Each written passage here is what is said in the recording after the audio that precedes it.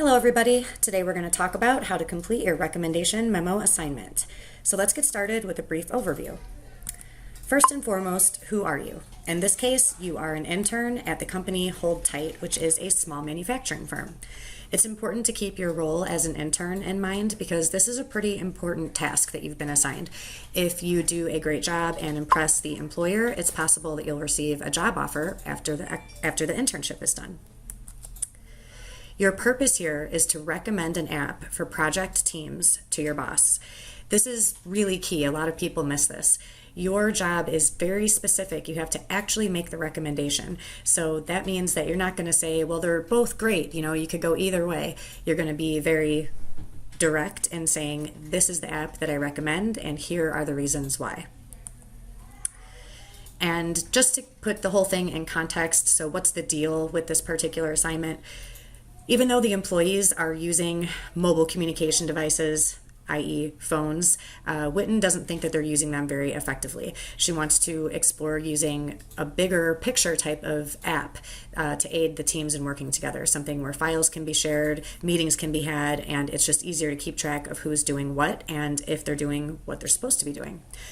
As you know from reading the case, Basecamp 3 is an app that she has already reviewed and she likes it, but she's a smart businesswoman and realizes she doesn't want to just make a decision without considering at least one other app that might be a better fit for the company. So she's asked you to investigate a little bit, find that other app, and then make a recommendation based on your exploration of both apps.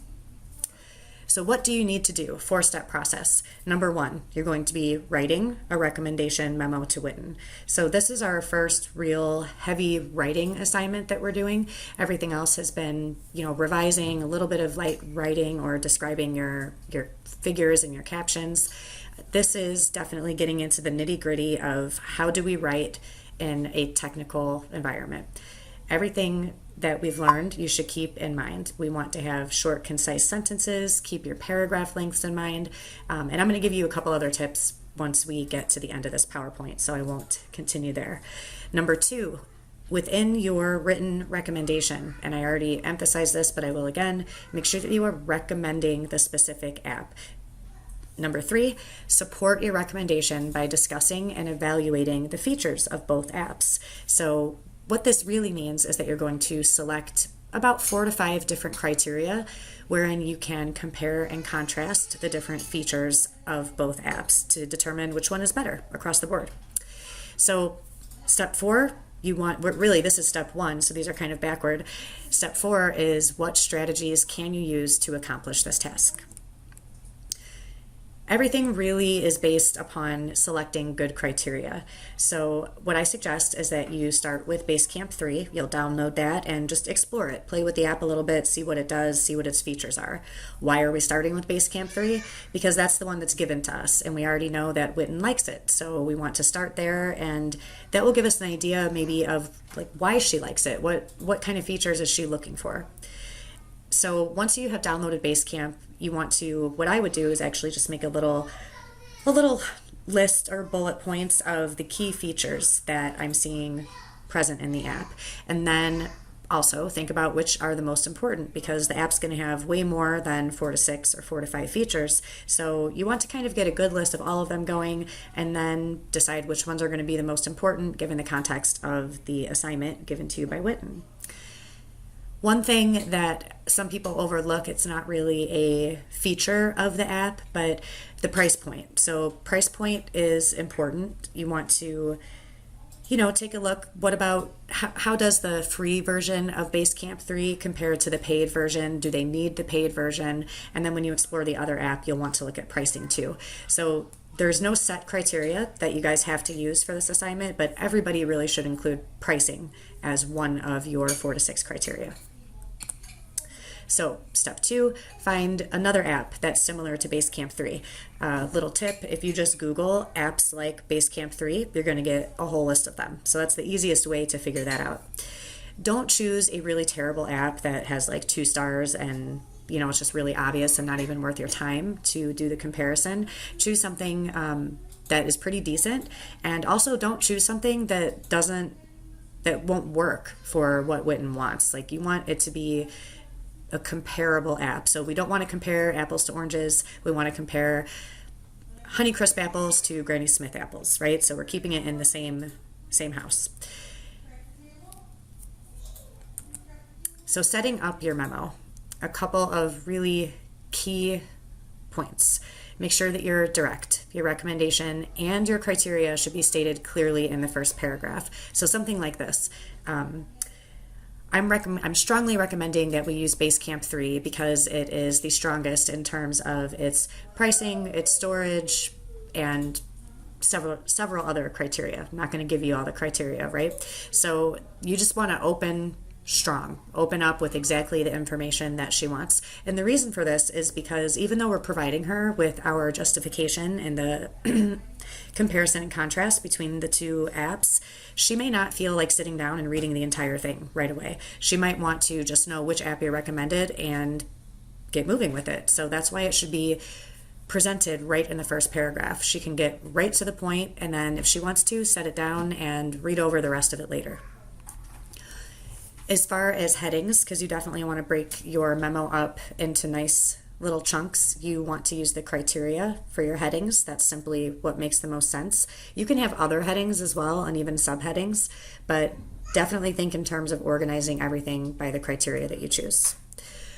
Then you're going to include evaluations of the apps for each criteria that you chose. And you can use a ranking or a rating system. I've had several students do this. It works really well. So let's say we're going to talk about something like storage as far as being able to store files. You might say that Basecamp 3 gets a 4 out of 5 and the other app gets a 5 out of 5. And for each of your criteria, you can do this type of ranking system or grading system, if you will, and then that can sort of help you determine which app you're going to recommend. You know, it's a very objective, organized approach. You don't have to use it, but I think it works well if you want to. And last but most certainly not least, make sure that you are writing concisely. No fluff. Let's keep everything as tight as we can. That being said, the memo shouldn't feel dry, right? It shouldn't feel like a robot wrote it. It's okay to have a conversational tone and to even have a little bit of personality. So no fluff, but you want to have a nice tone that makes your writing enjoyable to read. So here's those few tips on writing before we wrap things up. And this is more general tips. It's not necessarily particular to this assignment or even this class. It will help, of course, with the assignment in the class, but I encourage you keep this stuff in mind when you're writing for other classes as well. One area that a lot of people get stuck on when they're approaching a writing assignment is that they try to write the introduction first. They feel just compelled to start with that first paragraph. And that's really difficult to do. At least I've always thought so, because the introduction is supposed to serve as the introduction to the rest of the writing. If you haven't written the rest of the writing yet, it's often very challenging to introduce it because it doesn't exist yet. So I encourage you, just start writing, and as point 2 here says, start with what you know. Like if you, in this particular example, you have your list of criteria, you've kind of taken notes and evaluated it, just jump into one of those sections. That you can start wherever and then build around what's easiest for you to write. And this will save you a lot of time, a lot of writer's block, a lot of stress, and it's just a really good strategy. A little bit hard for some people to move past starting with the intro, but again, just a really excellent strategy. Don't edit while you're writing. This is another thing people have a hard time with. You want every sentence that comes out onto the page to be right. So you don't want to have to go back and fix it or something like that. That is not best practice. Professional writers, people who make a living writing, they never edit while they write. What you should do is allow yourself to get your ideas out however they come out, and then you can always go back. There's a way that this is phrased.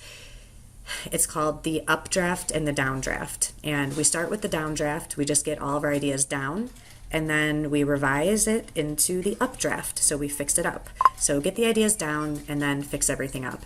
This will also save you time and stress and prevent writer's block.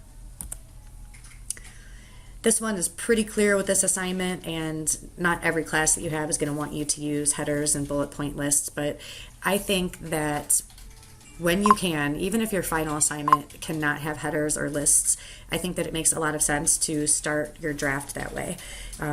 Using just bullet points instead of trying to force a full paragraph can be really helpful, help you stay organized, and help you get going if you feel stuck. Don't forget about bolding, underlining, and italicizing. These are highlighting techniques that are really, really important because they draw the reader's eye to certain important key phrases or areas of the piece of writing. A lot of you guys did an excellent job with that on the brochure. I'm not fully finished grading those, but the ones I have seen, I've been pretty impressed with. So make sure that you utilize those techniques in this assignment too. One thing that I want to remind everybody of is to use short paragraphs. By short paragraphs, I mean 8 lines is absolutely the max. 6 is better as a max. And keep in mind, lines does not equal sentences. So it's 6 lines, literally visually counting how many lines are included in the paragraph. Anything over 8 it's just terrible. Nobody wants to dive into a paragraph that just looks that long. It's just visually not pleasing. So that's something that does count for points in this class, so make sure you're staying aware of your paragraph lengths. And last but not least, varied sentences and paragraph lengths make for better writing. So when I say that like 6 is better for the max, I don't mean that you should try to make all of your paragraphs 6 lines. I mean that somewhere between 1 and 6 lines is good, and you should have varied paragraph lengths throughout. Some people have the misunderstanding that it is best for all paragraphs in any type of writing to be like exactly the same length or really uniform. That's absolutely not the case, and it's just a visual thing. It's very unappealing to see a document that is that standardized in terms of paragraph length. When it comes to our sentence lengths, it's really good to vary them. I can't quite recall if we talked about this in a previous Zoom meeting or not, so I'll briefly just explain again. Most of us have our go-to sentence length that just comes out naturally when we're writing. And for instance, mine are very long. Sometimes, or usually I would say between like 23 and 26 words. Other people, their go-to sentence length is 8 to 10 words. Neither is good nor bad. And we all just have this pattern, the way that we express ourselves. What's important is when you're working on the updraft, right, fixing things up, is that you are ensuring that you have sentences of varied length. So you want to have long sentences, you want to have short sentences, and you want to have medium length sentences. This will help give the writing a much better flow, and it will read easier for your reader, which means they'll be more engaged and are more likely to finish. So that's going to wrap things up for us. This assignment is due in about 2 weeks on Sunday, October the 2nd. The key grading points that you want to definitely make sure you're covering in your assignment, these are also in the grading rubric, of course. Make sure your memo is arranged by descriptive headings, i.e. the criteria. Make sure that you're stating all of your clear criteria for the analysis and comparison. So you do want to make sure to be very clear, like this is the criteria, this is what it means, here's why it's important, here's my analysis. Make sure that you are giving that clear recommendation right at the beginning of the memo, and make sure that you're providing some relevant screenshots. So there is an image requirement for this assignment, which is why we've spent so much time working with images and inserting them and captioning them and all that good stuff. So follow all the rules. Use screenshots from the app, if that's not already clear, from both apps, in order to just assist the document and make it easier to understand. So that wraps things up for us here, and I hope that everybody has a great day. Reach out if you have any questions.